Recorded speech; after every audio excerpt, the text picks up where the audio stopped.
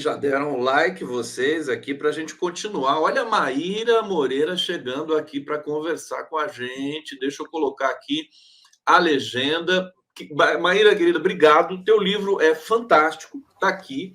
Estou recomendando para todo mundo, Freud e o Casamento. Você faz uma leitura muito original, né? Dos ensinamentos do Freud e da maneira, enfim, biologicista que ele enquadrou, né, essa relação homem-mulher e mistifica isso, né? É uma coisa fantástica. E você fala do trabalho. Deixa eu apresentar rapidamente para vocês aqui. Maíra Moreira é doutora em psicologia pela PUC de Minas, período sanduíche no departamento de filosofia do The New School for Social Research, possui mestrado e graduação em psicologia pela UFMG, é especialista em clínica psicanalítica na atualidade pela PUC de Minas e autora de diversos livros, dentre eles este que está aqui, que eu recebi da Autêntica. Mandar um beijo para a Núdia também, que manda todos esses bons lançamentos para a gente. Querida, seja bem-vinda, é uma honra te receber aqui. Fala um pouquinho do livro para a gente, antes da gente começar. Sim, bom, muito obrigada pelo convite. Quero agradecer também a presença do Luiz Nassif. Meu pai te acompanha muito, desde novo eu escuto ele sempre falando sobre a sua produção. E, bom, este livro ele surgiu a partir de uma frase que eu achei muito curiosa no texto de Freud, em que Freud diz que um casamento ele não está totalmente seguro até que uma mulher tome o seu marido como filho e age em relação a ele como mãe.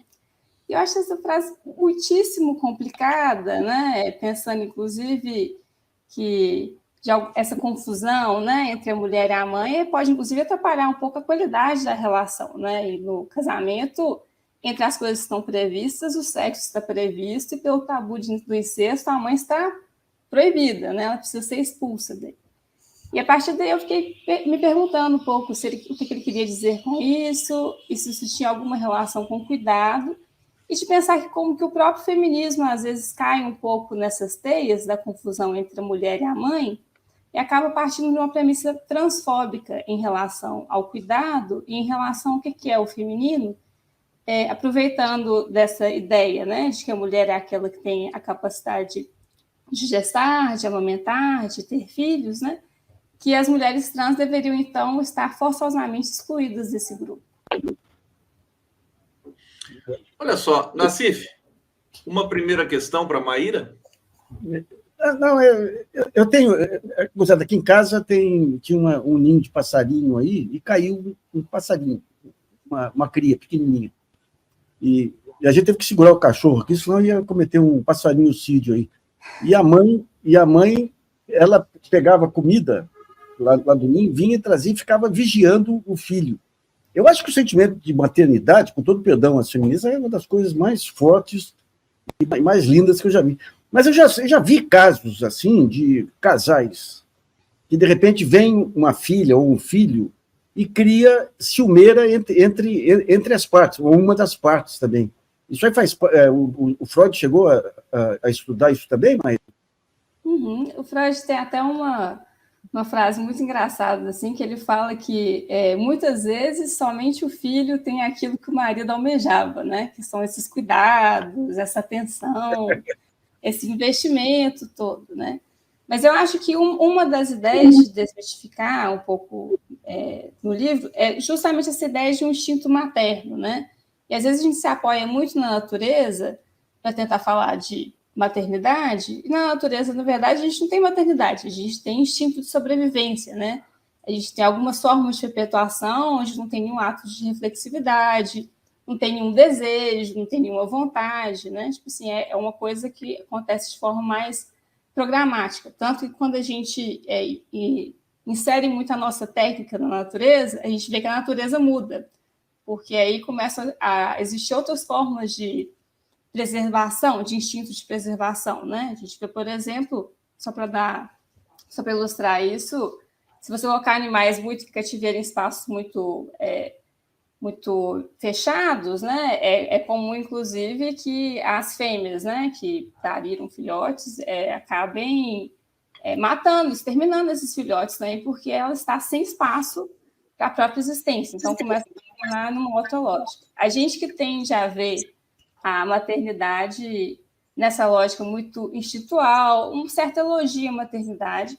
Então, é preciso ver o que fazer com isso, para a gente também não cair nessa ideia de que são sempre as mães as melhores cuidadoras possíveis dos filhos, ou que as mulheres são as melhores cuidadoras possíveis dentro da humanidade, em qualquer situação, até para que homens possam pensar a si mesmos também como potenciais cuidadores de outrem. Olha, uma psicanalista e 2 jornalistas, né? Gostei dessa formação aqui. Deixa eu ir para o bate-papo, pessoal. Primeiro, essa mensagem aqui da Fabrícia. Passarinho não é gente, Nassif. É tão engraçado. Mas é que o próprio Lacan usava exemplos de animais para falar do comportamento humano, né? Tem um texto dele sobre uma cachorrinha, uma cadelinha, que é fantástico. Eu não me lembro mais qual é o título desse texto do Lacan. Está lá naqueles livros, né? Os seminários, né, do Lacan. Guta Egart está dizendo: achei o episódio com o EMB e o Bolsonaro uma ameaça ao governo Lula. EMB, eu não estou associando aqui. Embaixador. Ah, beleza. É isso mesmo. Oi, Silene está dizendo aqui: muitos homens procuram uma mulher que seja o espelho da mãe. Isso é um clássico, né? Paulo Negreiros: Nassif Conde Maíra, show em nossa comunidade periférica. Ingrid Borges ama essa vinheta do Condinho, melhor de todos, obrigado, querida. E Beatriz Andrade ama as participações do Nassif. Maíra, a apresentação do teu livro é da Vera Iaconelli, né? E é um primor, linda que ela escreve, que ela é tão objetiva. E tem uma hora que ela diz o seguinte: Maíra Marcondes Moreira faz parte desse rol de teóricos que não se furtam a sustentar o paradoxo de usar a psicanálise contra a psicanálise a favor dela própria. Eu adoro essas sentenças que são já paradoxais em si. Fala um pouco disso, porque isso promove alguma ebulição na comunidade psicanalítica. Quer dizer, você faz uma crítica ao Freud, né? É uma espécie de crítica, mas, ao mesmo tempo, também consagrando ao pai da psicanálise, chamado pai da psicanálise, toda a importância que ele tem na cena, né? Sim. Bom, eu acho que esse é o grande desafio, né? Não só para a psicanálise, mas para todas as teorias voltadas para a saúde mental e para a própria política também, que se a gente quiser se manter atual e à altura das demandas da nossa época, a gente precisa também tensionar, né, as nossas bases, tensionar como que a gente vai construir todas as nossas ideias. Então, a ideia é estar tanto contra quanto a favor de Freud, tensionando um pouco o próprio texto internamente, trazendo também outros campos, para a gente repensar um pouco aquilo que ele está trazendo, o que ele quer dizer com isso, o que significa para a nossa época, sem que a gente deixe também de fazer psicanálise com isso, né? Porque é outro risco que a gente incorre, né? De simplesmente ficar atendendo às demandas externas, às demandas dos movimentos sociais, às críticas que vêm, e acabar jogando muita coisa fora, né? Então é preciso, assim, sustentar um pouco essa tensão, sustentar esse paradoxo para a gente conseguir avançar. Seria bom se o jornalismo fosse assim também, né, o Nassif?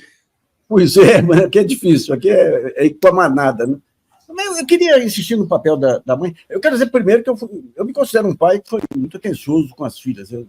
Todos os probleminhas delas... Aliás, fala para a Maíra, Nassif, porque você tem só filhas mulheres e só mulheres no seu entorno. 4 filhas, 2 netas, 4 irmãs e 10 tias. E todas fortes. A única coisa que eu não fiz com as minhas filhas foi quando teve orientação sexual. Eu falei, daí é muito para um pai menino. Daí você vai falar com a sua mãe.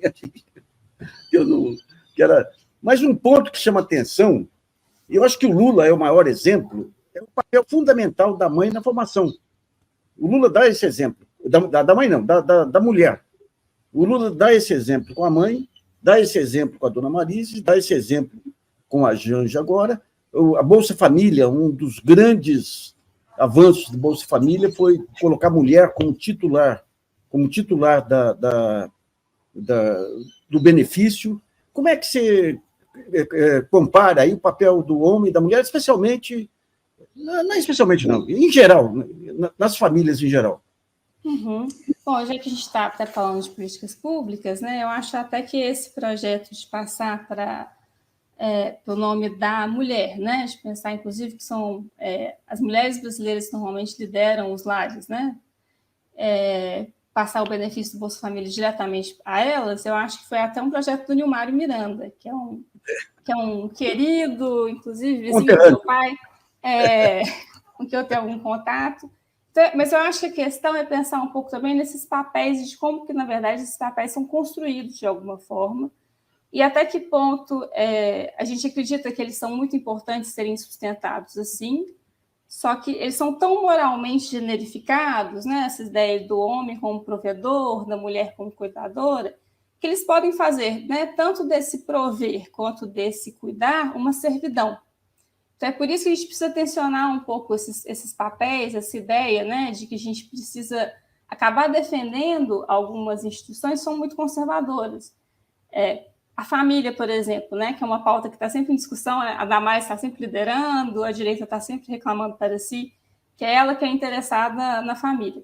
E a família é muito paradoxal, porque a família é necessariamente problemática, né, porque ela é tanto o lugar de transmissão de neurose, né, que de alguma forma é transmissão também de sofrimento psíquico, né, a gente está sempre às voltas com a família, minha mãe e meu pai, né, essas pessoas violência, todas. Né? A violência que existe dentro, que às vezes fica também um pouco um pouco restrita e um pouco distante, né? Essa ideia do isso aqui é privado, a gente não vai envolver outras pessoas com isso, né? E aí não tem tanto esse controle social do que a família pode ou não pode fazer. Mas, ao mesmo tempo, ela também tem um papel fundamental, que é de transformar, né, esses bebezinhos, que a princípio são só os animaizinhos também, em humanos, né? Tipo assim, que a gente tem esse devir.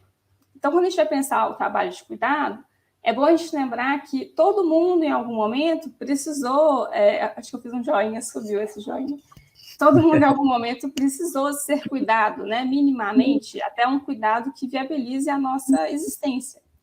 A questão é pensar por que a gente sempre remete os cuidados ao corpo feminino, a gente sempre remete os cuidados à figura da mãe, né? Por que a gente insiste tanto, né, nessas categorias, nesses lugares, que acabam sendo lugares do privado e que também operam de forma a constranger os corpos a terem que agir de certa forma. Porque uma grande querela também, uma grande reclamação, um problema, né, que os movimentos sociais feministas vêm apontando, é o quanto que as mulheres ficam exaustas, né, de estarem exercendo o tempo inteiro esse trabalho de cuidado.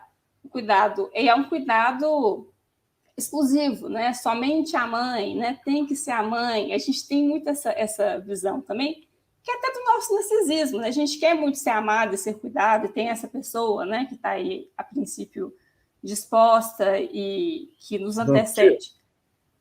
Mas é importante a gente pensar também. Nassif, quer complementar? O Nassif falhou um pouquinho o sinal dele aqui e o seu microfone também caiu, Nassif. Deixa eu... Agora voltou. Caiu.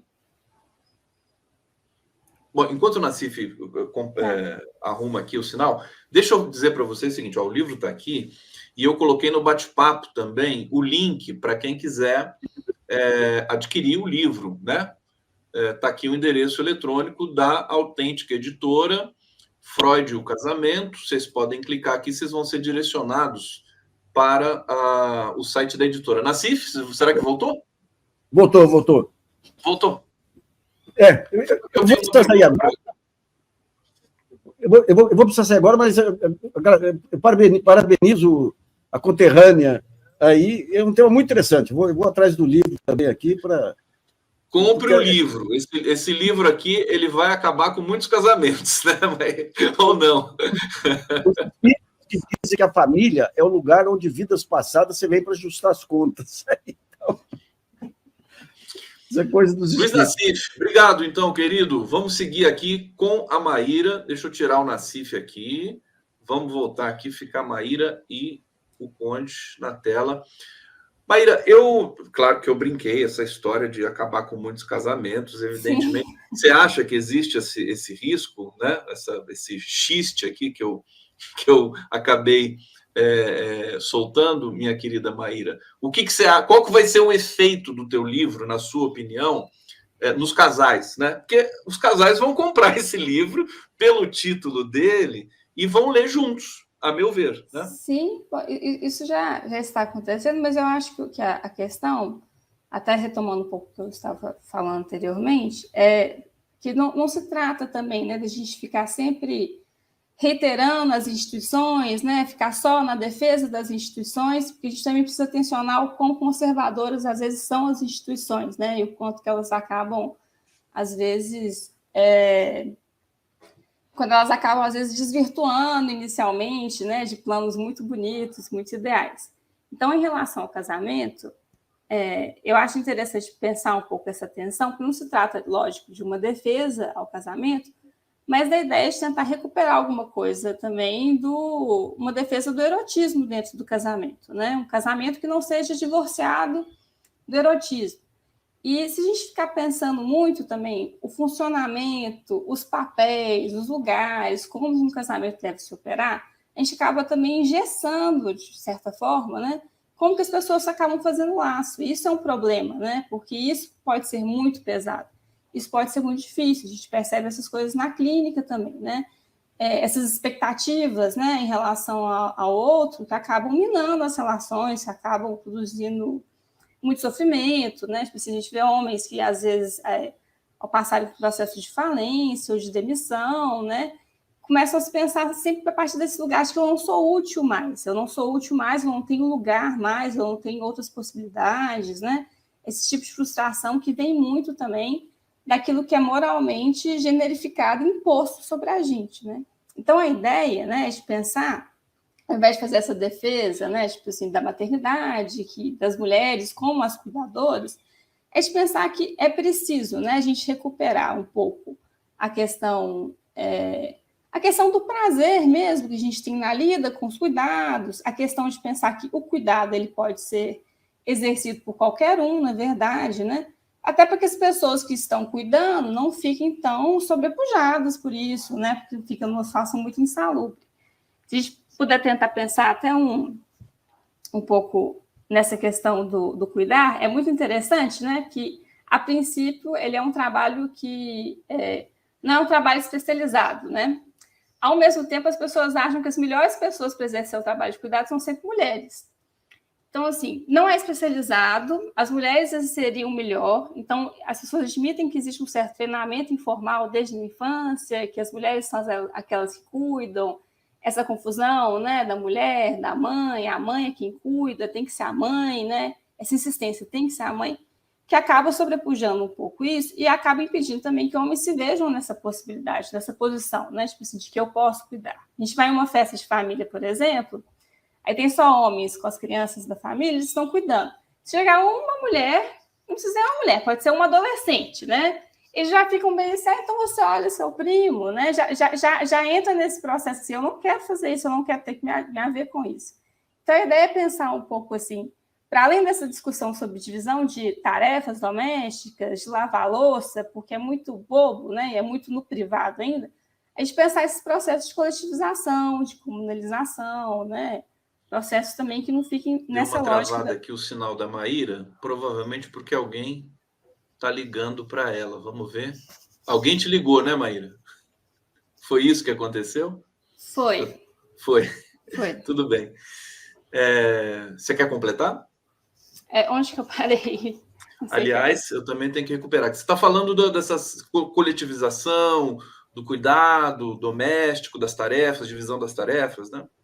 Sim, pensar que a gente precisa ir para além das tarefas domésticas, pensar numa coletivização, para além desse âmbito do privado, né? Deixa eu te dar um dado. Eu sou linguista, não sei se você sabia, e eu pesquisei humor, né, no meu mestrado, doutorado. E eu trabalhei com piadas. E as piadas sobre casamento, elas dizem muita coisa, né? Seria um dado que ia ser muito interessante para você, porque nas piadas o casamento aparece como algo terrível, horroroso, péssimo, Sempre. Tem até uma tirada que é assim, né? Um homem nunca estará completo até se casar. Aí sim, depois, ele está acabado. Né? Acabado de acabamento, quer dizer, e a polissemia, né? Então, e aí vem essa coisa a pergunta que eu queria te fazer, você concordaria com a assertiva de que o casamento é um instituto capitalista de controle, né? Porque é algo para organizar, né, a sociedade. Você diria o que sobre essa, digamos, essa afirmação? E ainda aproveito para te perguntar o seguinte, quer dizer, essa dimensão do trabalho.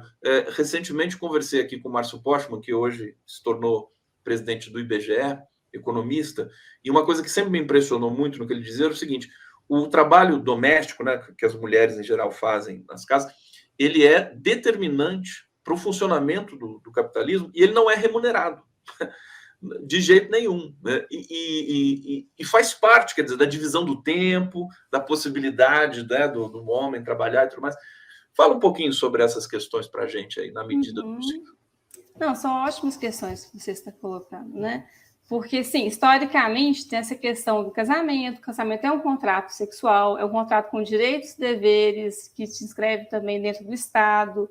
Tem essa expectativa, né, desses papéis, o que cada um vai fazer, é para garantir o quê? Reprodução, é para garantir que a gente vai renovar a mão de obra, é para garantir que o trabalhador vai chegar, né, nas condições mínimas necessárias para o trabalho.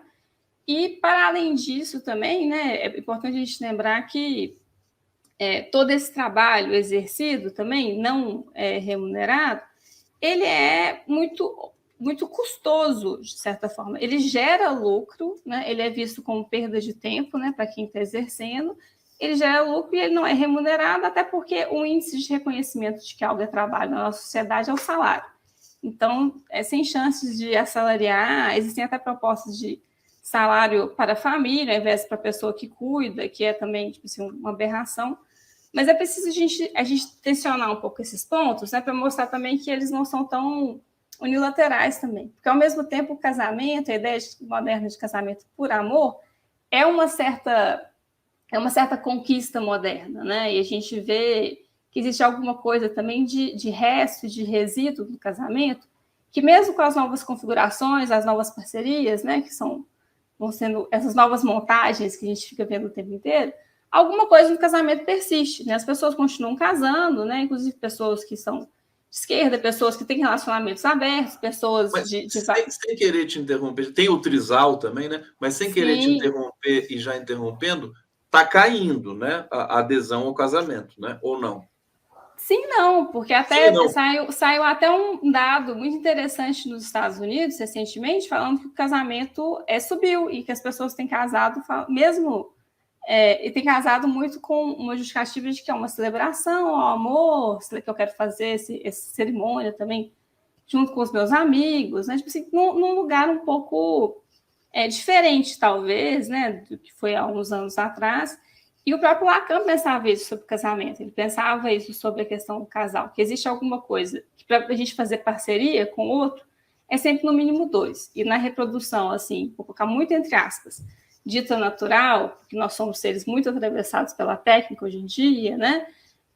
A gente precisa, supostamente, também, né, de alguém do sexo masculino, alguém do sexo feminino. Então, alguma coisa aí nessa instituição persiste, talvez continue existindo, né? Porque é isso, porque também existe amor dentro de um casamento, né? Não é sobre a gente também jogar isso tudo embora, fora, e fazer só a crítica pela crítica. Eu acho que a questão é pensar também, tipo assim, como que nessa unidade familiar, né, que nos trata aqui de defender, né, várias coisas se passam, né? Se passam questões de cuidado, as questões de família, de amor, de desejo, de amparo, de reatualizações também do que foi essas vidas passadas que o Nassif falou. Eu entendo como a nossa própria vida passada, né? E não no sentido mais espírita da coisa, mas assim, de como algumas coisas... A vida passada do sujeito, né? A vida passada do sujeito, Um sujeito pode ter muitas vidas passadas. Muitas. Mas de pensar eu acho que é interessante a gente pensar um pouco assim que, mesmo que seja um contrato, né, ele não é um contrato totalmente cínico, né? As pessoas não se casam dessa forma cínica, tipo assim, eu estou aqui seguindo os protocolos do Estado porque eu preciso adquirir meus direitos, né? Lógico, existem pessoas que fazem isso, né, para pegar uma cidadania, para pegar uma bolsa, para várias coisas assim, mas isso também não limpa, não impede de que hajam outras coisas, outros afetos aí dentro do casamento. Né, para ganhar presente, né? Eu conheço alguém que casou para ganhar presente. Pela festa, né? Eu acho que essas coisas todas surgem, né? Para vestir de noiva, né? Para enfim, para todas essas coisas. E aí eu acho que a questão de pensar um pouco essa questão do trabalho de cuidado, do trabalho doméstico, é importante a gente lembrar até que na experiência socialista da União Soviética, houve um momento também, né, que o Lenin ele falou da implementação de creches, que era importante libertar as mulheres do trabalho doméstico, que sem isso não haveria emancipação de fato. Então ele criou creches, lavanderias, restaurantes populares, né, orfanatos, direito ao aborto, assim, uma série de programas assim, em 1917, né? Tipo assim, que hoje em dia ainda são discutidos. Assim, e que acho que caíram todas nessa Rússia do Putin, que é Não, caíram antes, porque caíram com antes. Stalin. O que o Stalin percebeu? Que ao exonerar as mulheres, né, dos trabalhos de cuidado, dos trabalhos domésticos, o que eles foram perceber é que esses trabalhos são muito custosos ao Estado, né? Então, o Estado, eles começaram a ver o dinheiro, né, o investimento que eles precisavam ter, né, para sustentar tudo isso. E aí, o que o Stalin fez? Uma campanha em defesa da maternidade. Então, é importante a gente ver isso. A gente fica muito preso nesse instinto materno, nesse elogio à maternidade, mas toda vez que a gente vê algum lado mais conservador, né, até de esquerda, tipo assim, de uma necessidade assim, de políticas de austeridade, começam a se falar muito da mãe. Assim, a mãe, que é essa figura, né, essa guerreira, né? A gente começa a fazer um elogio à mãe, mas é um elogio também que sai muito caro para as mulheres, né? Porque vira também tipo assim, bom, vocês têm que cuidar. Então, ele fez a lei, tipo assim, o Lenin havia proposto tudo isso, Stalin viu que era muito caro, ele fez um elogio à maternidade e devolveu todos esses trabalhos para as mulheres, devolveu para o âmbito do privado. Então, eu acho que a questão no livro é de pensar um pouco também que não se trata só da gente pensar essas políticas junto ao Estado. Porque, sim, o Estado tem a responsabilidade de cuidar, né? Que o Estado tenha que cuidar da sua população, né? Não significa também que isso exonera os homens de se pensarem como possíveis cuidadores do outro, né? Porque senão também a gente só fica empurrando. O que a gente faz? A gente pega o trabalho de cuidado e fica empurrando. Não é meu, é seu, é seu, é seu. Mas, assim, é preciso a gente recuperar também que existe alguma coisa nesse cuidado que pode se dar de outra forma, que não precisa ser tão exclusiva, porque pensar uma pessoa só por conta, né, de cuidar de alguém é muito cansativo, não precisa ser tão insalubre. Lógico que essas coisas vão aparecer, né, do cansaço, da insalubridade, né, do dispêndio emocional mesmo, que é cuidar de alguém, né? Mas se isso for feito de outra forma, né, é possível a gente repensar, inclusive, o próprio casamento. O casamento enquanto uma instituição que não fique também tão privada assim, né, tão centrada nesses dois, em que cada um tem um papel e que acaba ficando engessado e rumo ao divórcio, eventualmente, né, de tão insuportável que isso pode ser.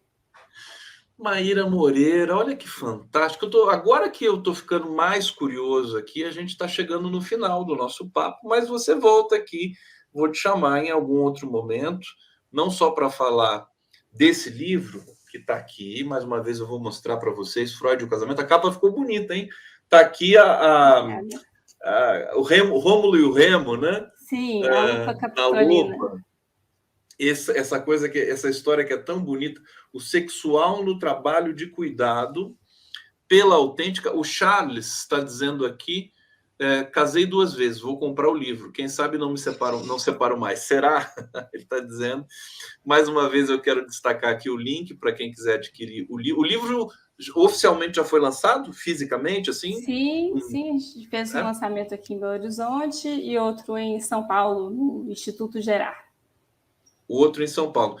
Esse livro, ele está tendo a repercussão que você esperava até aqui? Sim, ele está sendo muito bem recebendo muito feedback assim, das pessoas e tal? Sim, semana que vem eu estarei lá em Paraty, na Flipei. Na Flip? Vou participar de uma mesa com a Rita Von Hunt, Renan Quinalha, Rui Braga e Siddhartha Ribeiro. Uau, que mesaça! Rita Só Von Hunt, o Siddhartha Ribeiro, quem mais?